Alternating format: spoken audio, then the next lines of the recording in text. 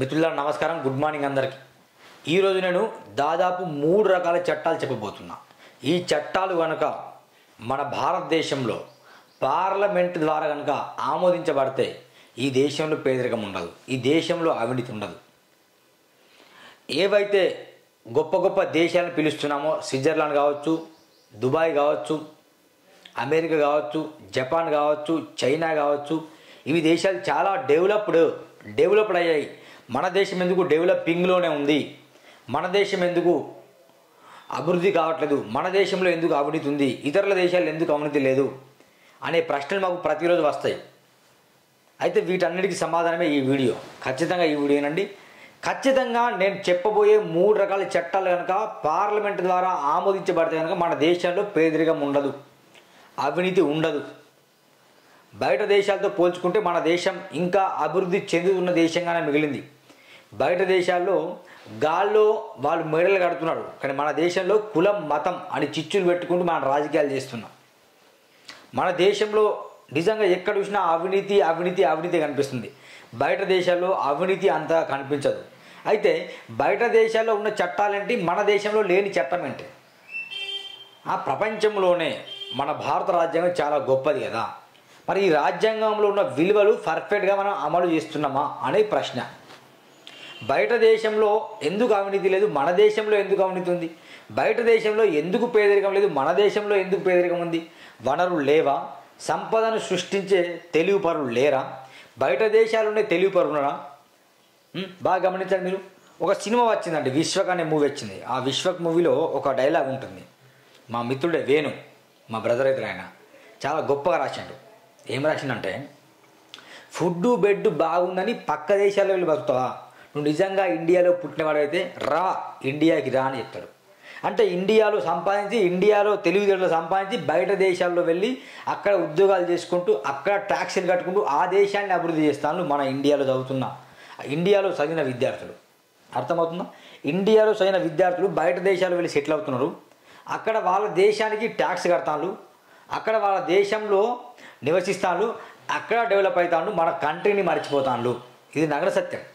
మన దేశంలోకి వెళ్ళి దాదాపు ఏటా కొన్ని కోట్ల మంది విదేశాల్లో వెళ్తారు. కోట్ల మంది ఇక్కడి నుంచి వెళ్ళి అక్కడ బిజినెస్ చేశారు, ఇక్కడి నుంచి వెళ్ళి అక్కడ స్టార్టప్ కంపెనీలు మొదలుపెట్టారు, ఇక్కడి నుంచి వెళ్ళి అక్కడ మొత్తం అధ్యయనం చేస్తూ అక్కడ మొత్తం సాఫ్ట్వేర్ కంపెనీలు, హార్డ్వేర్ కంపెనీలు అక్కడ నెలకొల్పారు. అక్కడ బాగా డబ్బులు సంపాదిస్తారు. మరి ఇక్కడ ఏం లేదు. అదే నాలెడ్జ్ ఇక్కడ ఉంటే బాగుంటుందని ఆ యొక్క సందేశం. నిజంగా ఆ సినిమా చాలా అద్భుతంగా ఉంటుంది. వేణుగారు నిజంగా ధన్యవాదాలు తెలియజేస్తున్నా. అయితే బాగా గమనించండి, ఎట్లా అంటే ఈ సొసైటీలో మార్పులు అంటే ఈ 3 చట్టాలు ఉండాలి. ఆ 3 చట్టాలు ఏంటనేది నేను చెప్తా. ఖచ్చితంగా ఈ వీడియో వినండి.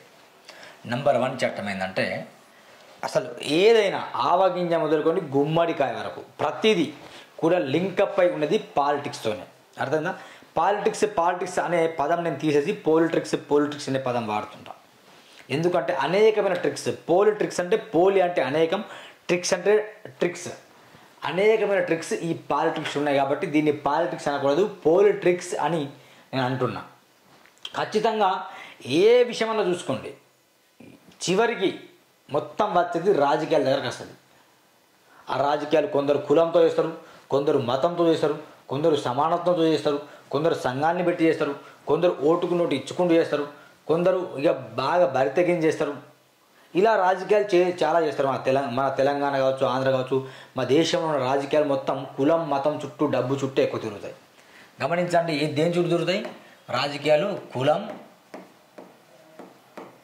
మతం, డబ్బు.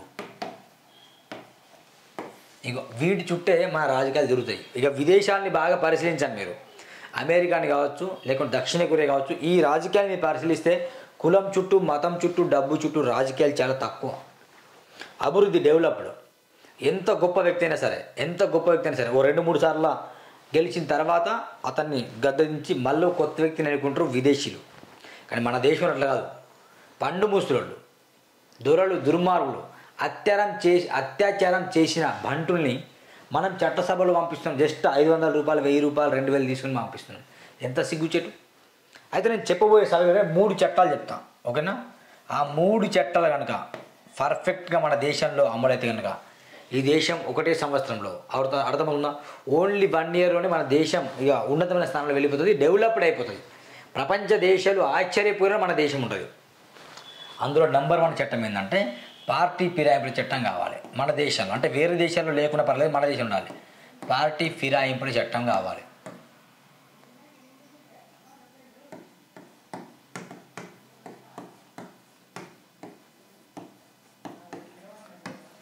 ఈ దేశం ఎట్లుందంటే ఎగ్జాంపుల్ బీఆర్ఎస్ నుండి ఎమ్మెల్యే గెలిచి కాంగ్రెస్లో వెళ్ళొచ్చు, కాంగ్రెస్ నుండి ఎమ్మెల్యే గెలిచి మళ్ళీ బీఆర్ఎస్లో వెళ్ళొచ్చు, బీజేపీ నుండి గెలిచి కాంగ్రెస్ రావచ్చు, కాంగ్రెస్ నుండి గెలిచి మళ్ళీ బీజేపీలో వెళ్ళొచ్చు, బీజేపీ నుండి బీఆర్ఎస్లో రావచ్చు.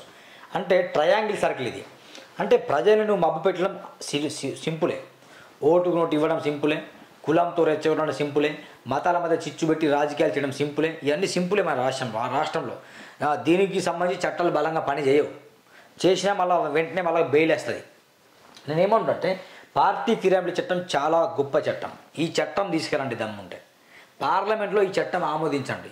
వర్గీకరణ విషయం ఏ విధంగా అయితే ఇప్పుడు తెర మీదికి వచ్చేసి వర్గీకరణ చేయాలని కొందరు, వద్దని కొందరు, వర్గీకరణ జరగాలని మాదిగలు, వర్గీకరణ జరిగితే మాకు నష్టమని మాలలు, పార్లమెంట్లో బిల్లు ప్రవేశపెట్టాలని మాలలు, లేదు ముందు సుప్రీంకోర్టు ఆర్డర్ ఇచ్చిన తర్వాత మళ్ళీ బిల్లు ఏందని మాదిగలు.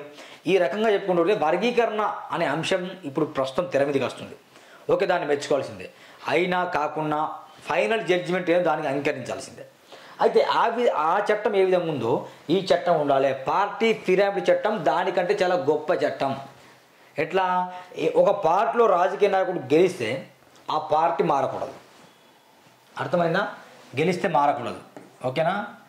గెలిస్తే మారకూడదు.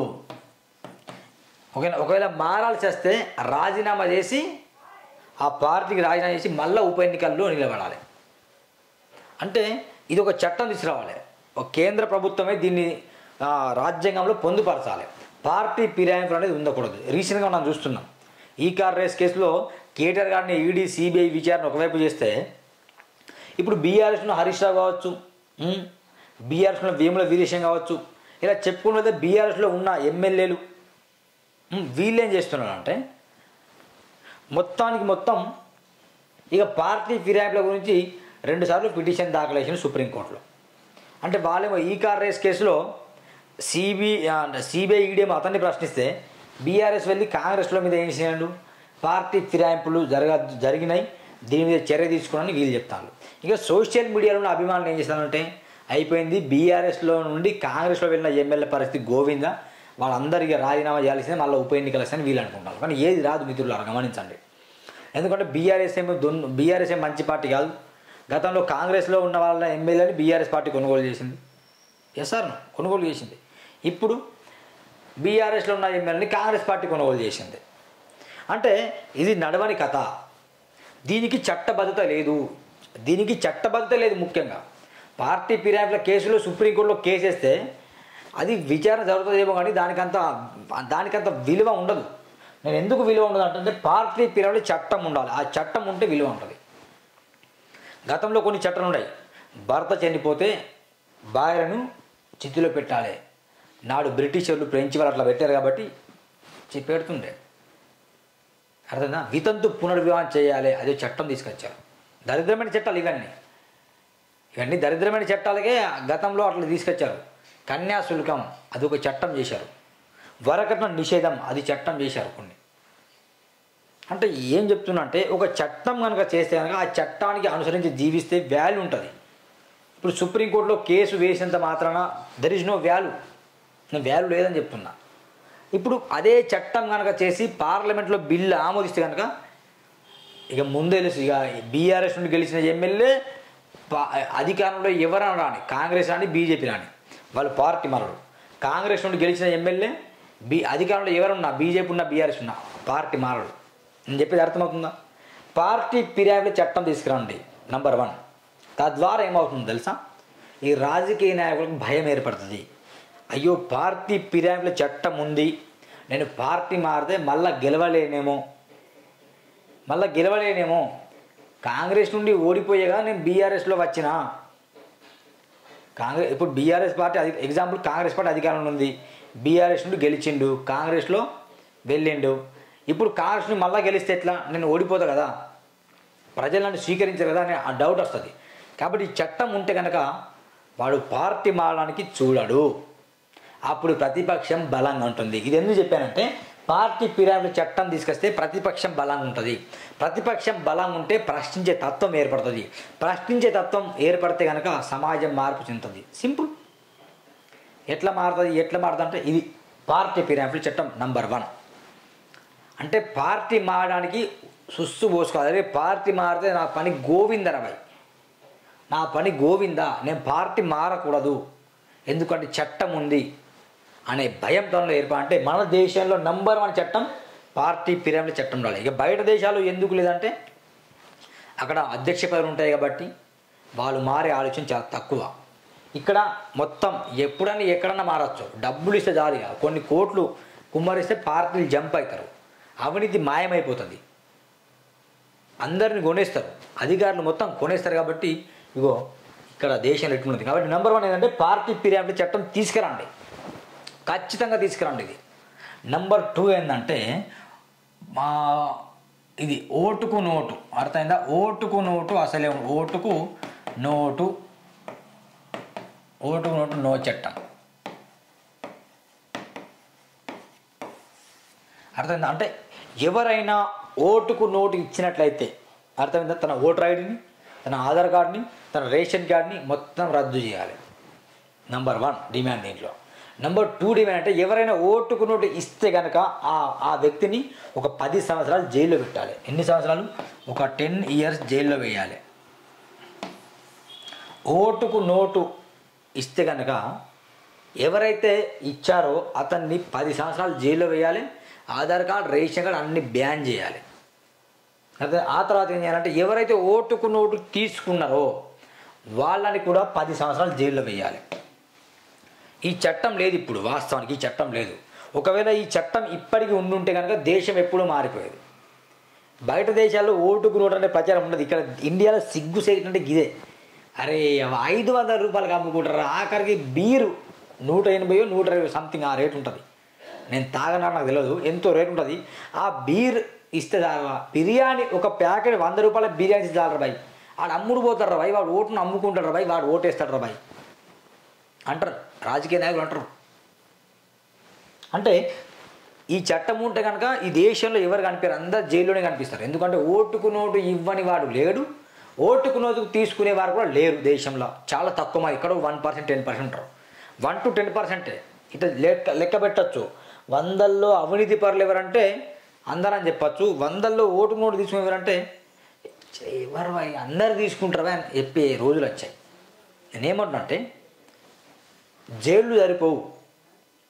ఓటుకు నోటు ఇచ్చే వ్యక్తులు, ఓటుకు నోటు తీసుకునే వ్యక్తులు, వీరిద్దరిని జైల్లో వేస్తే జైళ్ళు సరిపోవు అంటున్నా. సరిపోవు. అందరూ తీసుకున్నారు, అధికారులు మొదలుకొని, ఆ ప్రొఫెసర్లు మొదలుకొని, యువత మొదలుకొని. గ్రాడ్యుయేట్ ఎంబెల్స్లో అయితే ఓటుకు నోటే విపరీతంగా అంట. 1000 10,000 అడిగినట్ట మాకేం లేదా అని. 90,000 జీతం తీసుకున్నాడు, మాకేం లేదా అంటాడు. సిగ్గుందా? నేనేమన్నా అంటే ఓటుకు నోటు చట్టం తీసుకురండి, ఓటుకు నోటు ఉండద్దు, ఈ చట్టం తీసుకురండి. ఈ చట్టం వచ్చే లాభాలు ఏంటంటే నేను చెప్తా.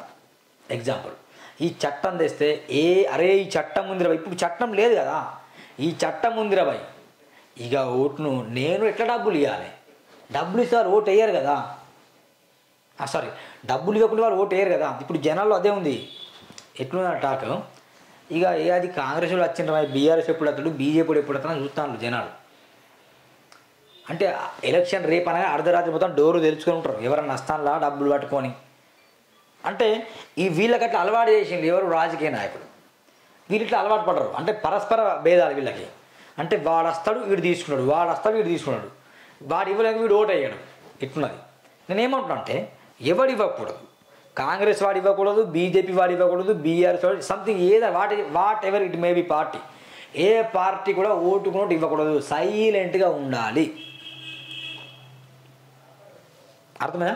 మొత్తం సైలెంట్గా ఉండాలి. ఓటుకు నోటు అనేది ఇవ్వద్దు, వాళ్ళు తీసుకోకూడదు. ఈ చట్టం ఒకరు ఇస్తే కనుక 10 సంవత్సరాలు జైలు శిక్ష. అర్థమైందా? ఓటుకు నోటు ఎంత ఇస్తాడు? దాదాపు 500 నుంచి 5,000 అనుకుందాం, 5,000 అనుకుందాం, ఓకేనా? 10 సంవత్సరాలు జైలు శిక్ష. ఒకవేళ నువ్వు తీసుకున్నట్టు రుజువు పడితే కనుక నీకు ఒక 5 లక్షలు 5 లక్షలు జరిమానా.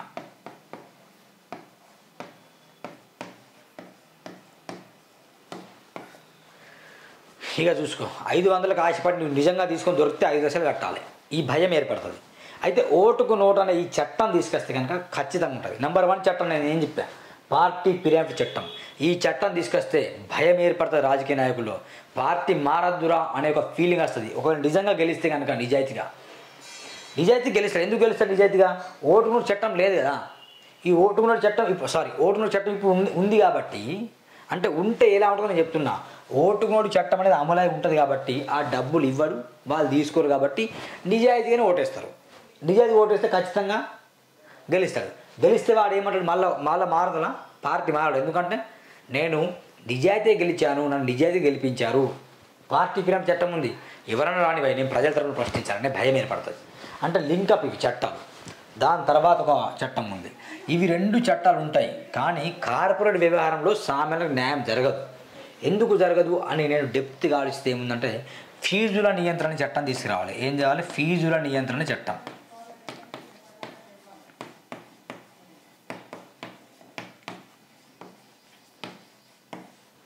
ఈ 3 చట్టాలు ఫీజుల నియంత్రణ చట్టం.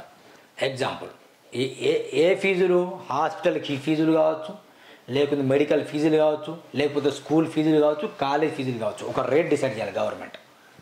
అర్థమైందా? ఒక రేట్ డిసైడ్ చేయాలి. నారాయణ వాడు ఎంత వసూలు చేస్తాడు, శ్రీ చైతన్య వాడు ఎంత వసూలు చేస్తాడు. అంటే ఈ స్కూల్స్ చూడండి, ఈ రాజకీయ నాయకుల బినామీ సమయ స్కూల్స్ ఇవి. కాబట్టి ఈ నియంత్రణ చట్టం తీసుకురావాలి. ఇవో ఎంత పెద్ద తోపు స్కూల్ అయినా పర్లేదు, ఇవో ఇంత మాత్రమే ఫీజు ఉండాలి. ఆ చట్టం తీసుకురండి. ప్రతి సామాన్యుడు అద్భుతంగా చదువుతాడు. ప్రైవేట్ స్కూల్స్ ఉండొద్దని నేను చెప్పట్లేదు, ఉండాలి. కార్పొరేట్ స్కూల్స్ ఉండాలి, బడ్జెట్ స్కూల్స్ ఉండాలి, గవర్నమెంట్ స్కూల్స్ ఉండాలి. కానీ వీటన్ని గవర్నమెంట్ స్కూల్స్తో పోల్చుకుంటే ప్రైవేట్ స్కూల్స్ చాలా అద్భుతంగా పనిచేస్తాయి. గవర్నమెంట్ స్కూల్ పని చేయమనే ఒక ధోరణి దీంట్లో కనిపిస్తుంది. కాబట్టి ఖచ్చితంగా ఫీజుల నియంత్రణ చట్టం తెస్తే కనుక ప్రతి పేదవాడు కూడా ప్రైవేట్లో చదువుతాడు, గవర్నమెంట్ చదువుతారు. తద్వారా ఏమవుతుందంటే ప్రభుత్వ పాఠశాలలు మెరుగున పడతాయి, గొప్ప గొప్ప స్థితిలో వెళ్తాయి, పోటీతత్వం ఏర్పడుతుంది, ఈక్వాలిటీ అనేది వస్తుంది. కాబట్టి ఖచ్చితంగా ఫీజుల నియంత్రణ చట్టం తీసుకురావాలి. అప్పుడు ఇది ఫీజుల నియంత్రణ చట్టం తీసుకురావడం వల్ల ప్రతి పేదవాడు అద్భుతంగా చదువుకోగలుగుతాడు. ఓటుకు నోటుకు తీసుకోవడం ద్వారా ఈ చట్టసభల్లో ప్రతి ఒక్కరు పోటీ చేస్తారు. ప్రతి ఒక్కరు ఏ డబ్బులు ఇవ్వాల్సిన అవసరం లేదు, చట్టం ఉంది, ప్రశ్నిస్తే చాలు. అంటే దిల్మే ప్రేమ, అంటే హృదయంలో ప్రేమ ఉంటే చాలు, విశ్వాసం, ప్రజల మీద విశ్వాసం ఉంటే చాలు. ఇక ఓటు నోటు ఎట్లా ఇస్తే ఎట్లా జైలు చేస్తారు, రాజకీయ నాయకుడు ఇయ్యడు, మేము ఎట్లా ఇయ్యం, అయిపోయింది. బరాబర్ యువత పోటీ చేయొచ్చు. ఇప్పుడు ఎందుకు యువత పోటీ చేయట్లేదు అని బాగా గమనిస్తే కనుక ఈ ఓటుకు నోటే. చాలామంది తెలుసు, ఇదంతా మీకు తెలిసిన సబ్జెక్టే మిత్రులారా. చాలామంది తెలుసు ఓటుకు నోటు ఎందుకు ఇవ్వట్లేదు. ఓటుకు నోటు వాళ్ళు రాజకీయ నాయకులు ఇస్తారు, నేను ఇవ్వలేను కాబట్టి నేను పోటీ చేస్తే నాకు ఓటు వేయరు జనాలు, అందుకే నేను నిలబడా. అన్న రాజకీయాలంటే డబ్బుతో ముడిపడినాయి అన్న, అమ్మో డబ్బుతో ముడిపడినాయి. కాబట్టి చాలా కష్టమన్ను, నేను నిలబడనన్నా. కేవలం సర్పంచ్ ఎన్నికలు నిలబడాలంటే 10-15 లక్షలు ఖర్చు అవుతాయి గ్రామంలో. ఎంపీటీసీ అయితే 30 లక్షలు, జెడ్పీటీసీ అయితే 1 కోటి రూపాయలు జెడ్పీటీసీ అయితే, ఎమ్మెల్యే అయితే 20 కోట్లు, ఇక మేయర్ పదవి హైదరాబాద్లో 100 కోట్లు, ఇక సీఎం పదవికి 1000 కోట్లు. ఇలా చెప్పుకుంటూ వెళ్తే పదవులు పెరిగినా కొద్ది కోట్ల సంఖ్య పెరుగుతుంది. ఈ తరుణంలో యువత ఎట్లా వెళ్తారు చట్టసభల్లో? వెళ్ళారు కదా. అదే ఈ ఓటుకున్నాడు మొత్తం బ్యాన్ చేస్తున్న చట్టం తీసుకొస్తే రాజకీయ నాయకులు భయపడతారు, యువత చట్టసభల్లో వెళ్ళే అవకాశం ఉంటుంది. ఇట్లా ఉంటుంది కాబట్టి వాడు గెలిస్తే పార్టీ ఫిరాయింపు చట్టం ఉంటుంది అక్కడ, ఎగ్జాక్ట్ ఉంటుంది. అరే గెలిచిన నేను ఇక పార్టీ మారకూడదు, ప్రజల పని చేయాలి అంటే గెలిచిన వ్యక్తి, ఓడిపోయిన వ్యక్తి ఇద్దరు కూడా ప్రతిపక్షంలో పాలన పక్షంలో బలంగా కొట్లాడతారు. అట్లా బలంగా కొట్లాడితే సమాజం అభివృద్ధి చెందుతుంది. ఇక ఇండియా ఎందుకు డెవలప్మెంట్ కాదు? చట్టసభలో యువత వెళ్తారు. గమనించిన మిత్రులు, ఈ దొంగలు దుర్మార్గాలు ఈ చట్టాలు ఉంటే యువత వెళ్తారు. యువత వెళ్తే సంపదను సృష్టిస్తారు. సంపదను సృష్టిస్తే ఇంటికి ఒక ఉద్యోగం కాదు, ఇంట్లో ఉన్న అందరికి ఉద్యోగాలు వస్తాయి. మా భారతదేశంలో వనరులు లేవా? ఎడారి ప్రాంతాలు ఉన్నాయి, అటవీ ప్రాంతాలు ఉన్నాయి, ఫ్యాక్టరీలు కట్టే స్థలాలు ఉన్నాయి మా భారతదేశంలో. అర్థమైందా? గొప్ప గొప్ప ఫ్యాక్టరీలు కట్టచ్చు, ఇక్కడనే తయారు చేయవచ్చు, మెడిసిన్స్ ఇక్కడనే తయారు చేయవచ్చు, ఆట బొమ్మలు కావచ్చు, పిల్లలకి ఇష్టపడే ఆట బొమ్మలు, ఇవన్నింటినీ కూడా తయారు చేస్తే ప్రతి ప్రైవేట్ సెక్టార్ని డెవలప్ చేసేవాళ్ళు ప్రభుత్వ రంగాన్ని డెవలప్ చేసుకోవచ్చు. ఇలా చేసుకుంటే అసలు ఉద్యోగాలు సరిపోవండి, ఇక విపరీతంగా ఉంటాయి ఉద్యోగాలు. ఇక అయిపోయింది సొసైటీ. ఇక ఉద్యోగాలు అందరికీ వాడితే ఎవరికి వాడు డెవలప్ అవుతారు. ఇక ఇట్లా డెవలప్ అయితే ఉచిత పథకాలు ఎందుకు, ఏమెందుకు? ఈ 3 చట్టాలు తీసుకొస్తే ఉచిత పథకాలు ఉండవు. గమనించండి, రైతు బంధువులు, రైతు భరోసాలు, కళ్యాణ లక్ష్మిలు, అర్థమైందా? స్కీములు పెన్షన్లు ఇచ్చుడు గిది ఏంది తతంగం అర్థం కాదు. గిదంతా ఏం ఉండదు. బరాబర్ ఉండేది ఏంటంటే ఇవి ఉంటాయి. ఇవి ఉంటే చట్టసభల్లో ఎవరు వెళ్తారు? యువత గెలుస్తారు, పార్టీ మారడు, ప్రశ్నిస్తారు, అభివృద్ధి అవుతుంది, ఫీజులు నియంత్రించబడతాయి, గవర్నమెంట్ స్కూల్స్ ప్రైవేట్ స్కూల్స్ ఒకేలా పనిచేస్తాయి, అందరికీ ఫ్రీ ట్రీట్మెంట్ ఫ్రీగా అందకపోయినా కానీ అద్భుతంగా వైద్య రంగంలో మనం ముందుకెళ్తాం, విద్యారంగంలో ముందుకెళ్తాం. మిత్రులారా, ఇది కష్టపడుతూ నేను చెప్తున్నా. ఖచ్చితంగా మీరు ఈ వీడియోని షేర్ చేయండి. ఇలాంటి చట్టాలు ఉండడం వల్ల ఈ రాజకీయ నాయకులు ఈ చట్టాలు తీసుకురారు. ఎందుకంటే తీసుకొస్తే వాళ్ళకి ముప్పు కదా. కొండను ఢీ కొట్టంటే వాళ్ళకి చట్టాలు తీసుకొస్తాయి. ఇలాంటి చట్టాలు రాజకీయ నాయకులు ఎవరు ఎంకరేజ్ చేయరు. కానీ చట్టసభల్లో ఇప్పుడు ఉన్న యువత కనుక రోడ్ల మీద వచ్చి ఫైట్ చేయాలి. ఈ చట్టాలు తీసుకురండి బై దమ్ము ఉంటుంది. ఇట్లా తీసుకొస్తే చాలా అద్భుతంగా ఉంటుంది. ఇదండి ముఖ్యంగా ఈరోజు చెప్పిన నేను మార్నింగ్ న్యూస్ అనుకుంటారు. మరి ఇది ఎందుకు చెప్తున్నారో మీరే అర్థం చేసుకోండి. ప్లీజ్ మై హంబుల్ రిక్వెస్ట్, ఈ చట్టాలు ఇంప్లిమెంట్ చేయండి. నేను ఒక పొలిటిక్స్ అనే పుస్తక రచయితగా నేను చేస్తున్నాను. ఇంకా ఎవరైనా నా ఉద్యమాన్ని గమనించి స్పాన్సర్ చేయాలనిపిస్తే కనుక నాకు వెంటనే నా నంబర్ ఇక్కడ ఇస్తున్నా. మిత్రులారా, మీరు నా ఉద్యమానికి స్పాన్సర్ చేయండి. ఇలాంటి గొప్ప గొప్ప విషయాలు తెర మీద తీసుకొచ్చేసి ఈ దేశంలో ఈ రాష్ట్రంలో కొత్త కొత్త చట్టాలు రావాలి. ప్లస్ యువత చట్టసభల్లో వెళ్ళాలి. అమ్ముడుకుని నవ సమాజ నిర్మాణం జరగాలని నేను కొట్లాడుతున్నా. మీకు ఒకవేళ నాకు హెల్ప్ చేయాలనిపిస్తే కనుక దీనికి ఫోన్పే కావచ్చు, గూగుల్ పే కావచ్చు, పేటిఎం కావచ్చు చేసి కొంచెం నా ఛానల్ని ఆదరిస్తారని ఆశిస్తున్నాం ఫ్రెండ్స్. 8790031672 ఈ నెంబర్ క్లియర్గా కనిపిస్తుంది. మరొకసారి రాసుకోండి. మీరు ఒకవేళ మీ దగ్గర ఉన్న వాట్సాప్ గ్రూప్లో నన్ను జాయిన్ చేయండి. ప్లస్ ఎక్కడన్నా సెన్సేషనల్ విషయాలు తెలిస్తే నాకు షేర్ చేయండి ఫ్రెండ్స్. మరొకసారి అందరికీ నమస్కారం. Thank you.